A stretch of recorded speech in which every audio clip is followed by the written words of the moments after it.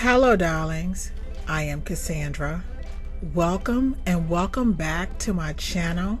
Thank you so much for coming. In today's video, I am going to talk to you about the power of magic to heal your shadow self that will enable you to experience true self-love that will allow you to manifest your biggest goals and dreams. I know that's a little bit of a mouthful. Go and, make yourself a cup of tea, get comfortable. I think this is going to be a long video. I'm going to warn you now that it may have some triggers. I'm not sure. I tried to record this yesterday, but I got a little bit too emotional. But I'm going in, okay? I'm going in today. I've been working on my shadow self. Now, I want to talk about, first of all, what is the shadow self, just really briefly.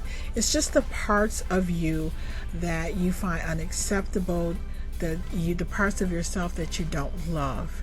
So if you learned early not to act a certain way, you kind of, all the little parts of your personality that you learned to tuck away, and then you thought because you tucked them away that they just dissolved into thin air, but no, it created this monster this shadow version of you, right? So this is the version of you that is considered socially unacceptable, the parts of you that you do not accept or love about yourself. I don't want to make it overly complicated because it isn't, and everybody's shadow self is different.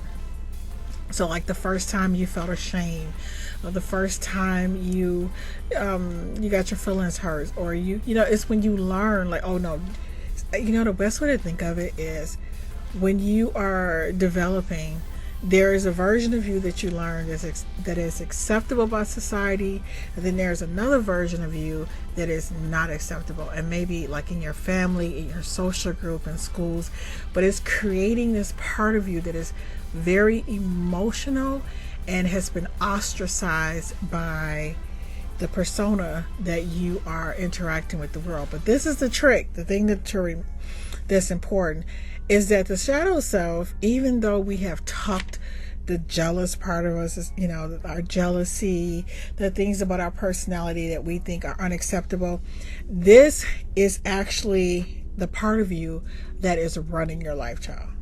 This so I realized that the version of me who I had to when I was growing up, I'm the oldest of two brothers, and my mother would always say, well, my big girl, so I had to eat the broken cookies and the burnt toast, the burnt food, whatever was not right, whatever was the flavor of popsicle that nobody wanted. She would say, your mama's big girl, so, and I would think, but I don't want it. And if I would cry, she would say, I'm gonna give you something to cry for. So I grew up always, especially like in my family, accepting what was not acceptable and learning that it was my place to take on, because I'm the oldest, that I have to eat what my brothers didn't like because they wouldn't accept it, blah blah blah, right? So that's one part of me. So there's this version of me who I would give people my lunch money or my lunch even though I was starving. So the girl who's eating the broken cookies and giving away her lunch money, child, this is the woman who's out here running the streets who's out here trying to find a relationship for me. Girl, no, my shadow self is not going to run my life, right? So before I get into some of the areas of your life for you to explore, to see how this version of you was created and to bring it to your consciousness and make a decision, first of all, to love on that part of you, to really, show some gratitude, because even though this shadow version of you, this unacceptable, unlovable version of you exists, this version of you also has given you many gifts, right? There's good pros and cons to everything. So now first, before I go back into some of the ways we created our shadow self and my belief about magic and how I believe, like I would say, all magic work.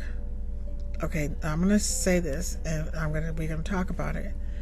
I believe that all magic work, whether it's hoodoo, voodoo, angelic magic, high magic, low magic, whatever kind of magic you use, child, if it's Wicca or if you're pagan, I don't care what it is.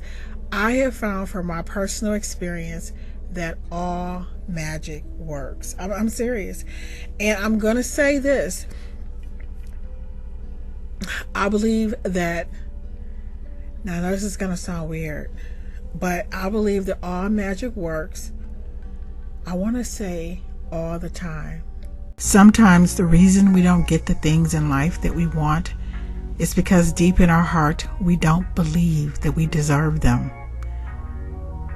Add this unconditional self-love jewelry to your magical repertoire to bring in more wealth, more love, because when you fall in love with yourself, so will the world.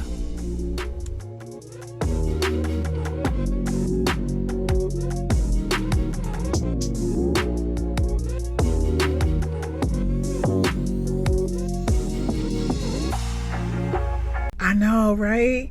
Like, that's a big thing to say. You're trying to tell me that all magic work all the time? Yes, I do believe that, and I'm going to give you some examples as to why I believe that. Now, just because you're doing magic, please keep in mind that other people are doing magic as well. So you may think that your magic didn't work, but something in the energetic field superseded your magic. Somebody else's magic hijacked your magic. I don't know if this is making sense, y'all. Just follow me. We can unpack this. This is me. This is Cassandra on the spot, right? When I say on the spot, I mean, my son always say, "Ma, it doesn't make any sense." Yeah.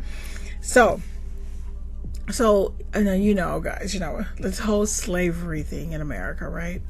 Now, there was I think he was, are they called an abolitionist? But basically, his name was John Brown, and he was against slavery. This is European, a white guy who, and he had this crusade against ending slavery, and he tried to overturn, the system. And so the textbook was saying that he had several failed attempts. He was not able to end slavery. So I teach race and ethnicity, and I used to teach African American psychology, and I used to tell my students, I said, there were no failed attempts at ending slavery. There's never been a failed attempt at anything. And they said, well, this enslaved person tried to get away, but they didn't make it. I'm like, no, listen. If you have ever used a hammer to break something, every single time you hit the surface, it was necessary. Now, you may have hit it and you didn't see the break, but it doesn't mean that particular hit wasn't necessary. I believe it was an institution. If you think for 1 second, if they're going to build these special ships, and they're, with the shackles, and they're going to go across continents to actually capture these beings, these humans. I'm sorry, my son said, you talk like you're not from this planet. To capture other humans, bring them here. All that effort that went into creating this system. Do you honestly think that it was just going to take one person trying to run away and being captured to end it, or one person writing one news article or one book to end something that took so much effort to build?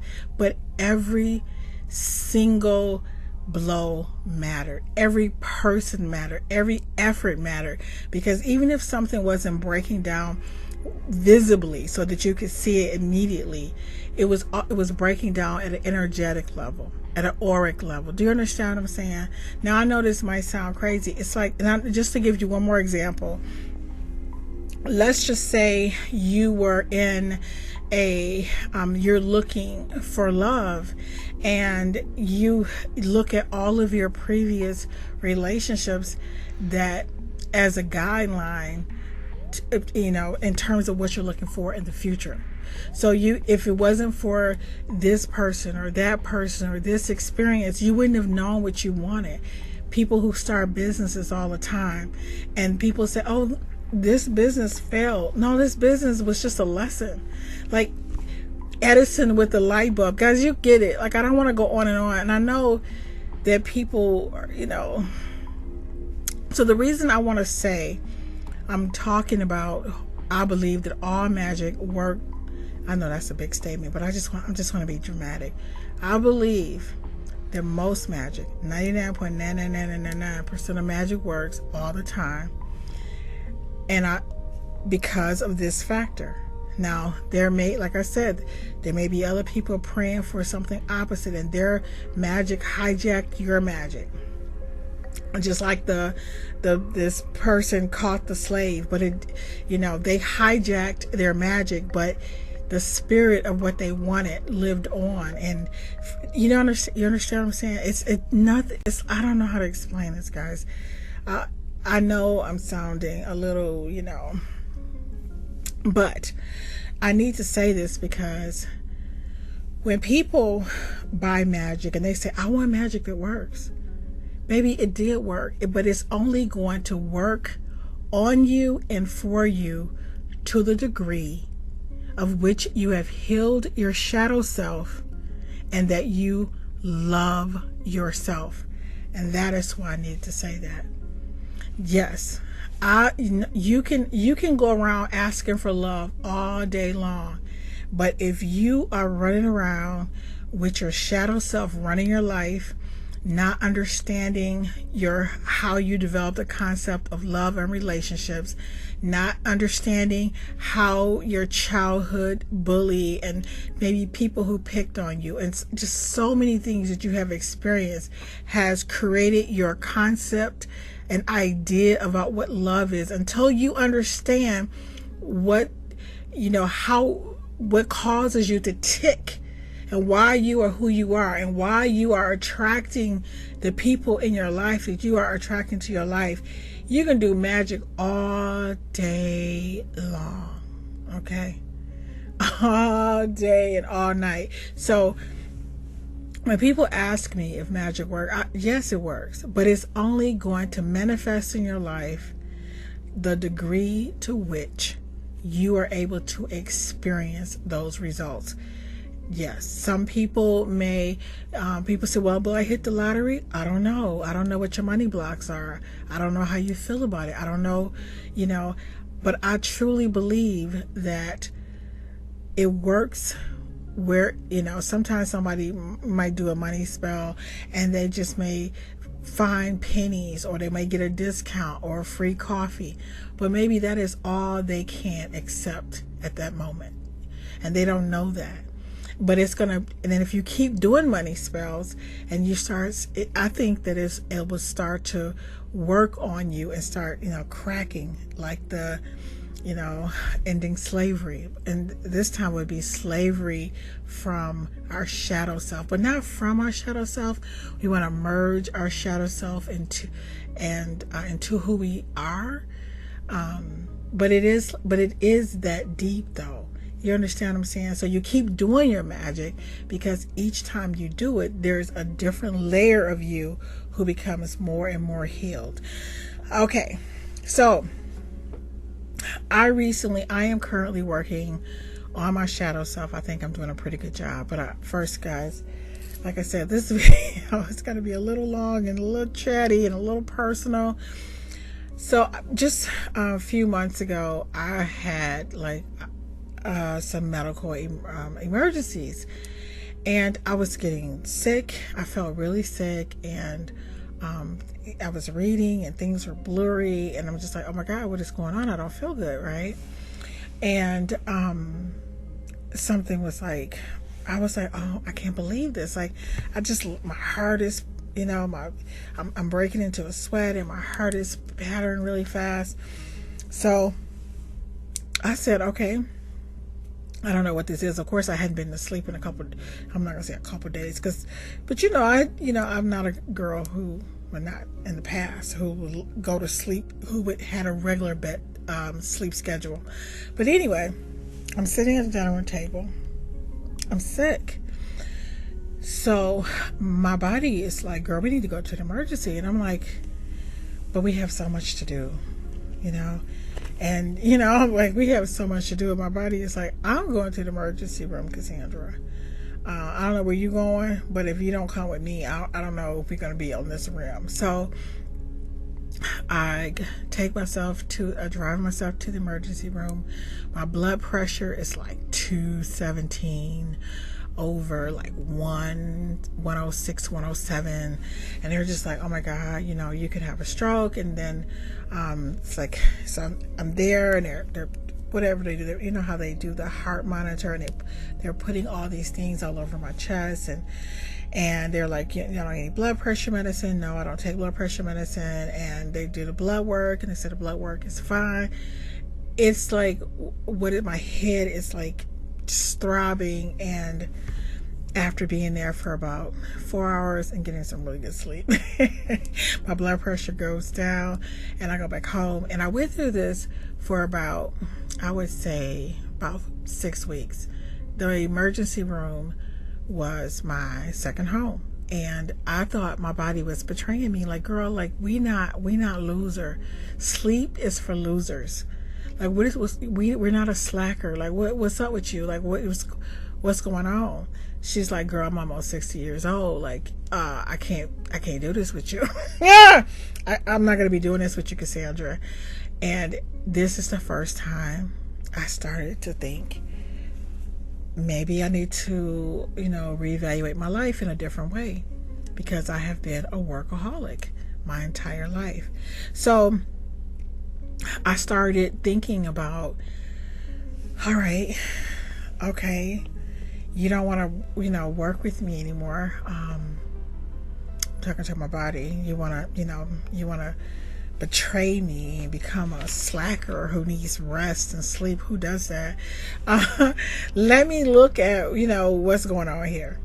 So guys, I'm going to take you through a list of things that I have looked at personally to help me take a deeper look at my life and my shadow self, to heal my shadow self. I do a lot of magic. My favorite magic is from the Gallery of Magic.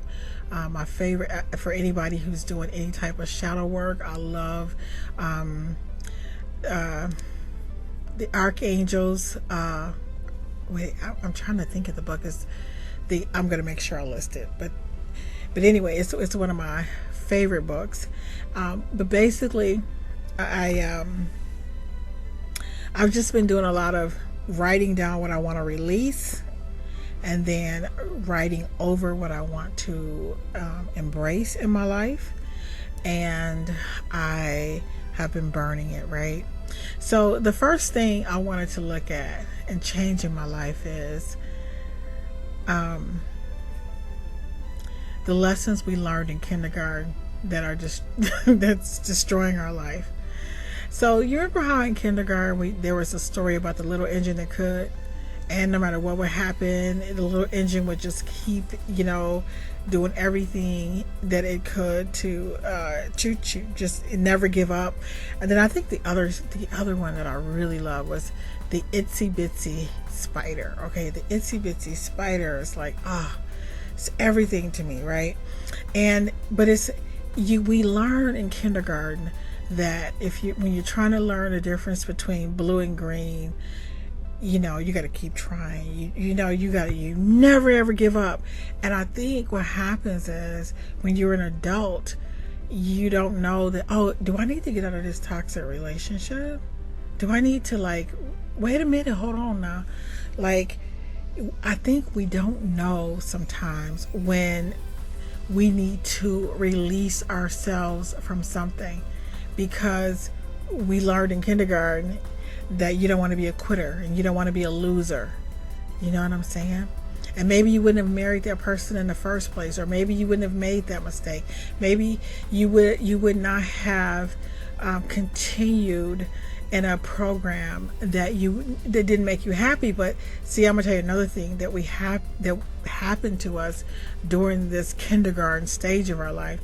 This is when our parents tell us, no, but you do like broccoli. And you're like, but I don't like broccoli. And they're telling you, yes, you like broccoli, and this is what you're gonna do.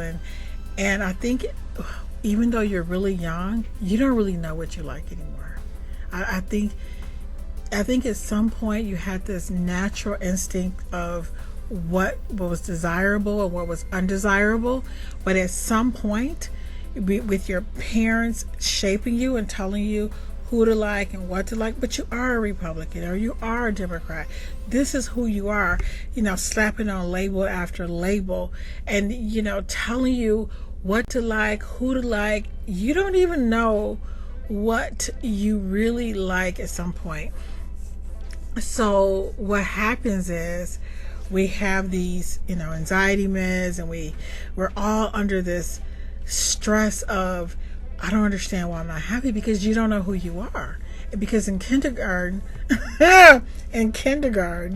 you were kind of taught to never give up, and this is what you're supposed to like, and this is who you're supposed to like, and this is how life is supposed to be in terms of, what's desirable and undesirable.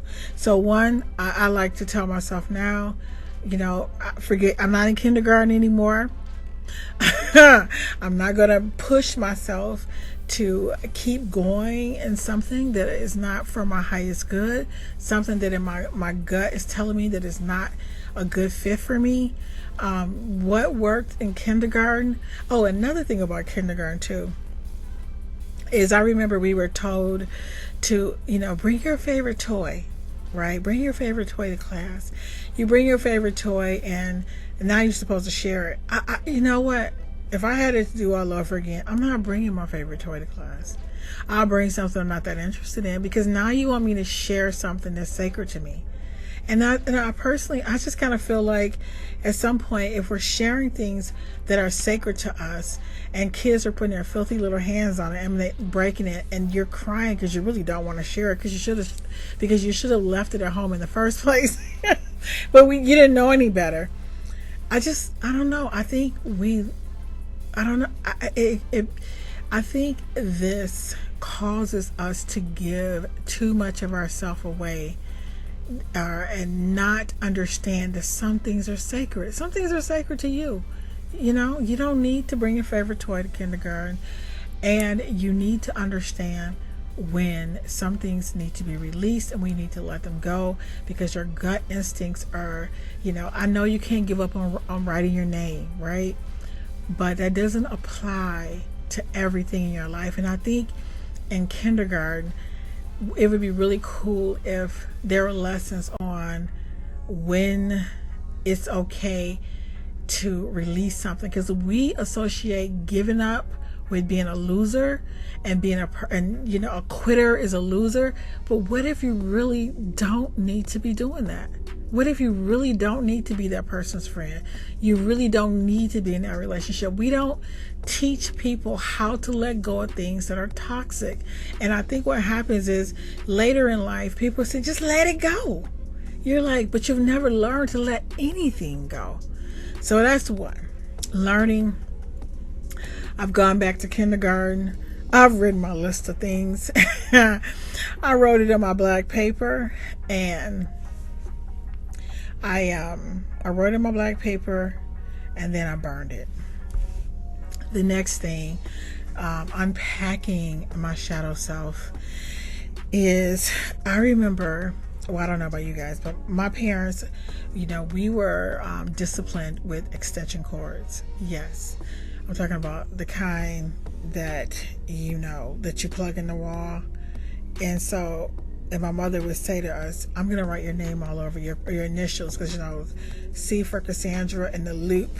So you have these big loops all over my body, and bleeding. And my mother would say, I'll whip you because I love you. I wouldn't do this if I didn't love you. God chastises us because he loves us. And so, somewhere I learned to associate love with somebody. I mean, I can tell you, when I was young, most of my whippings was for things like you half cleaned the pan with the cornbread, right? Because you needed to get like some type of like Grillo. And I'm like a kid, because all my life I've had chores. I don't remember a time in my life when I didn't have to. Even in kindergarten, I had to wash dishes, right? So if the clothes, you know how you fold the sheets at the bottom sheet, the flat sheet, and if you don't put the corners together properly, no, you getting beat down for that. Like, things had to be clean, things had to be organized, and I just feel like I had to go back in my imagination, and I had to heal myself, and I don't hold any animosity, I don't know if that's the right word, or anger or resentment towards my parents. I love my parents. I think they were doing the best that they knew how to do, but I cannot, and I associate love with pain, with that but I think that was a part of me, that was a part of my shadow self, that, well, if someone loves me, then love doesn't supposed to feel good, right?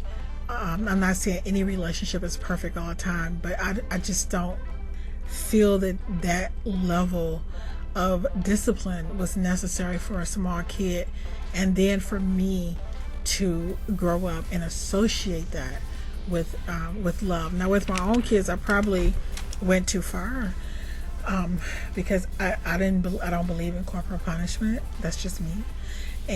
But because I wanted to talk to them, I wanted them to. I always felt that the biggest decisions that they would ever make in their life, I wouldn't be there. I wouldn't be there when their friends would try to encourage them to do something that was inappropriate. So I always wanted my kids to think. So whenever they would do something wrong, I would say, I would want them to go and write about it and tell me like alternatives, like give me 3 different alternatives. How did this person feel? What can you do different in the future? Did your behavior today take you closer to your goals or further away from your goals? Or closer to how you view yourself to being a good person or further away? Like, I would let them think about it, and I used to get so tickled. Like, I used to laugh so hard. So and they didn't have curfews or rules. I was always on the punishment, and there were a lot of rules, but with my kids I've always been I'm a free spirit.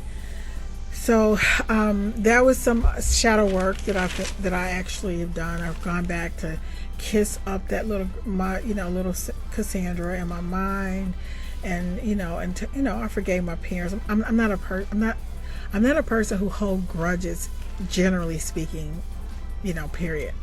So the other thing I remember, and this is something that I had to go back and really work on this, is I remember when I was in I think I was like in third grade, second grade. There were 4 Cassandras in my class. There was at the time my last name was Harris. There was Cassandra Harris, Cassandra Bike, Cassandra Craig. Yes. Oh my God, I can't believe it.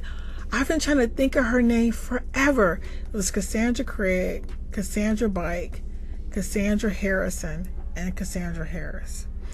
And I remember we were learning how to write, the penmanship, where you're, writing your name. My penmanship is atrocious. And I remember Cassandra Harrison had the most beautiful penmanship that anybody could ever wanted to see. It was just flawless, and the teacher loved it, and she would use her work as an example of how to write. And of course mine was atrocious, so mine was an example of exactly what not to do. You know what I mean? Can you imagine that? Her name is Cassandra Harrison, my name is Cassandra Harris, and I'm being used as an example of how not to do it, how not to write your name. And I remember I used to go home and cry my little heart out, right? And I loved this teacher. I loved Miss Rowe.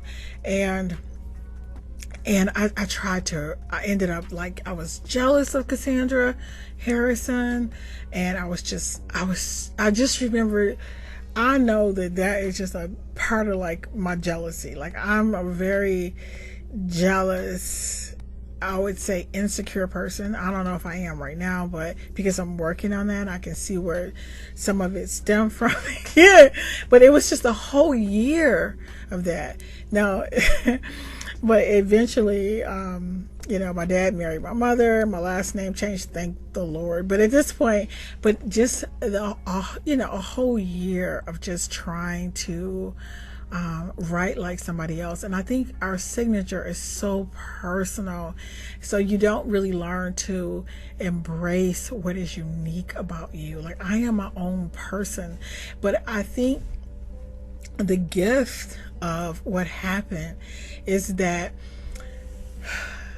I fiercely protect my individuality or my uniqueness. So for example, like somebody would tell me, like, why do you make your dolls like this or that? And, and you can, you should cover this up, or you should make it differently. Even though I can change my technique to make my dolls look like other people's dolls, but why should I? I write my name the way I write my name, the way I make my dolls, the way I am a unique person. And I feel like I've had to fight that battle to be unique, to be my own person, and to be, well, that's okay, I'm sorry you don't like it, right? So that's another thing I had to unpack. So guys, this is a big portion of my shadow self that I had to go back to, school. And I found little sweet Cassandra, crying at her desk, trying to write her name perfectly. And I just kissed her and I loved on her. And I told her, you're your own person. You are doing the best that you can, but the way you write is the way you write. You are your own person, and you don't need to try to be someone other than who you are. So anyway, the other thing, and here's one more thing I want to tell you about the whole kids, comparing kids to other kids. I teach education of exceptional children, and one of the things we talk about is, kids are not, we compare a child's development to his or her peers to determine if this child has a learning disability. Yes, we don't, so for example, you may think your kid is brilliant, but if we put your kid around other kids who is the same age in the same area, and everybody else is on, let's say they're on, Z and your baby on X, now we're going to get some help. I'm just exaggerating the problem. But what I'm saying is this need to compare and feel like who we are is not enough. That can run deep. So if there's some areas in your life where you were being compared to like an older sibling or to someone else, and maybe that created this version of you who is really, there's a gift, but there's also a part of you that maybe you need to really heal. Now, another version of myself and dealing with my shadow self that I had to really work on is, I call myself the bargain beauty, right? So now, growing up, now this is an experience that I know that a lot of dark-skinned African American women have experienced, but it was the whole thing about being dark-skinned and being called black and ugly, like, you're blacky, you're ugly. And I remember the boys in my class or in school, in the neighborhood, you're calling me black and ugly, but yet you are constantly trying to kiss me. You're constantly trying to hit me on my butt. You're constantly, You know what I mean? So I'm confused. It was kind of like I beat you because I love you. And, you know, this is why you're receiving these harsh punishments because I'm trying to discipline you because I love you. And so to me, from my parents.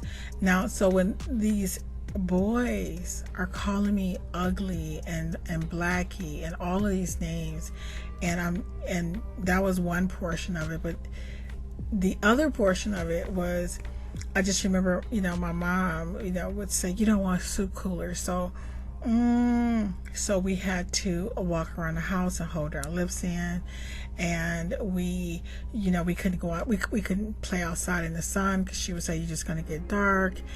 And there was just this deep hatred for dark skin. So one of the reasons with my dolls, they all have big lips because it was the thing that you know, I hated that. And then we had to wear like clothespins on our nose too, and because my mother just said, you don't want a big nose, you don't want big lips, you don't want to be dark, you know. So there was this deep sense of self-hatred. And I feel like what happens is, I know this might sound like a bad example, but you know how sometimes, I don't know if you've ever experienced this before, where you've gone to the store and you see this item that is very expensive and is beautiful and you want it, but you find a flaw in it so you can get a discount. So you go to the cash register and you say, oh, look, I see that this little sticker or this is off. I want this, but can I get a discount?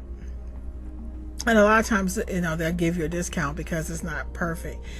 I feel like what happens to me is like when you are the bargain beauty, it's like if I tear you down and if I tear you down and you don't know your self-worth, if you don't understand your value as a person, I'm talking about inside, outside, upside down, inside out, then I don't have to work on myself to deserve you. I can just bring you down to where I can afford you where I am. I'm talking spiritually and mentally and psychologically. And so then you end up being in these emotionally abusive relationships because you don't know your own value. You don't know your worth because you know, it's like these backsided, what do people say, these backsided compliments, or you've just been put down so much, you know. So for me and my shadow self, we got little Sandy out here. I don't know if little, you know, who has just been used to getting the burnt cookies, who's been called black and ugly. She's out here running the show. So whatever she's manifesting is not going to reach its full capacity until she heal that version of herself.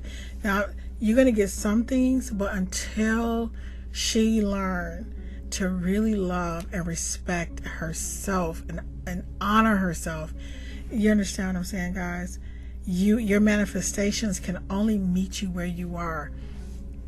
So that was one version. And then there's some more shadow work, guys. I don't know, I'm just up here. Is that when I was growing up, one thing, like my mother would say, what are you doing? And if you said nothing, you might as well pack up your things and leave. You could never say, what you doing? Nothing. What? Nothing. Dishes need to be washed. Did you wash those dishes? Did you fold those clothes? Did you do your homework? Did you clean up your room? Go back and straighten that up. So I learned, never say nothing. And for the love of God, never, you know, like, you shouldn't be asleep at some, it's like nothing. My mother, there was this thing about you should contribute to your own upkeep. Like, how could you eat dinner if you didn't work today? How could you eat dinner if you didn't make yourself worthy by working? So I learned to never ever say nothing. And sleep is something that I just felt was for losers, because if you're asleep, that means you're lazy. Like, I know nobody's sleeping in this house. You know, get up, you know, get moving, do this, do that. And it's like, I don't know, like, to please, you know, I'm quite sure it's cultural for me, and other people would have gone, I'm sure, have gone through this. But she would say things like, we had to go out there and, you know, we had to catch the chicken and break their neck and pluck the chicken and cook the chicken and sweep off the porch and do this and do that and da da da da da. And how dare you sleep? How dare you're doing nothing? So I find myself, you know, to be a workaholic, right? You know, most of my life I had 3 jobs. I'm always working on something, and because I didn't feel worthy of the things that I was working on, I was kind of like, well, I have to work so that I can deserve the air that I'm breathing. I need to work constantly because I don't want to be perceived as being lazy and trifling and useless. If I don't work all the time, then I'm nothing, right? I'm nothing. I'm nobody. So that is a part of my upbringing. And this training, well, you know, there were some gifts to it as well. Like, one, we could never go outside unless we were like together. So if our hair was not combed and our clothes was not ironed, I mean, I've gotten some beatings. Like, you didn't put the creases in your pants correctly, or we couldn't have dirty shoestrings. Like, are you serious? So I grew up with this. Your image is so important. The world is going to treat you the way you look. The world is going to treat you the way you treat yourself. If you're not clean, if your teeth are not white, people are going to look down on you. So this is a part of my, you know, some of the gifts of my shadow self. And then also the thing with the homework, if I received an A-, my mother would say, well, how could you, Sandy, how could you miss this? These were easier than all of this is easier. You missed one. But maybe, you know, maybe you were, you know, watching TV. If you weren't watching TV, you wouldn't have missed that one. You know, I'm not even joking. So I developed this, you know, so I just later in life, you know, as I thought, if I can't get an A, then I'm just going to skip. I'm just going to get an F. I'm going to be good at it. So meaning that I'm not going to bring home a C. I'm either going to go to school or I'm not going. I'm either bringing home and this is the truth, I either brought home straight A's or straight F's. There is no in between, because whatever I was going to do was going to be good. But anyway, after, you know, doing a lot of, you know, just reflective work. I have a Reiki master, and we do a lot of, you know, healing, but I feel like working on my shadow self has really allowed me to experience more of the magic in my life. You understand what I'm saying? Because I feel like I deserve the things that I'm working on. And just by, you know, and when I say, listen guys, if I wouldn't make it complicated, when you think about some of the things, and I know people say, you know, if you don't dwell in the past, but the past experiences they are a part of your amygdala, your emotional brain, right? And your emotional brain is what runs your life. What tells you who's attractive and what's attractive, honestly. And you don't know why you find things attractive or why you are repelled by certain things, because it's really the amygdala, which is your emotional brain, is running the show, which was created by these experiences in your life. But now that I have decided to look at the crap I'm not saying kindergarten was all bad, but sometimes the little engine needs to go home. You know what I mean? Sometimes itsy bitsy spider don't need to go back up that water spout. It needs to go find another way, somewhere else to go. You know what I mean? looking at my life and the times that I've made bad decisions, and that it's because I really feel like I never had a chance to say, hey, little Sandy, I love you unconditionally. It's okay. You know what I mean? And just taking the time to go back and bring these experiences to the forefront to really mentally heal myself and say thank you for this journey, and and to forgive myself for so many other decisions I've made because I wasn't healed, has really made my life extremely magical. And every day I wake up, I'm like, oh my God, guess what, girl? I love you. I love you, Cassandra. I love you, Cassandrita, darling. But anyway, I really hope this video helps someone. Thank you so much for watching. And I look forward to seeing you, darlings, in the next video.